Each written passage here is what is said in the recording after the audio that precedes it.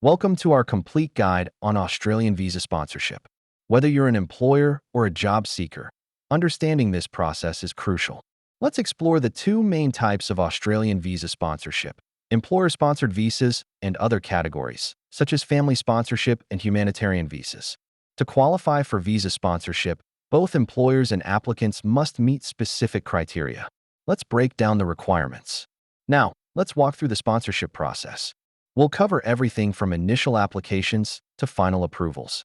What are the common visa types available under sponsorship? We differentiate between temporary and permanent options that suit different situations. Understanding the skills assessment process is vital. It ensures that applicants have the necessary skills and qualifications for their job. Employers also have responsibilities when sponsoring a visa. Let's discuss these obligations and how to fulfill them. Here are some valuable tips for submitting a successful visa sponsorship application. Follow these steps to improve your chances. Now let's address some frequently asked questions regarding Australian visa sponsorship. Your queries might be answered here. To sum it up, understanding Australian visa sponsorship is crucial for success. Remember these key takeaways as you navigate through the process.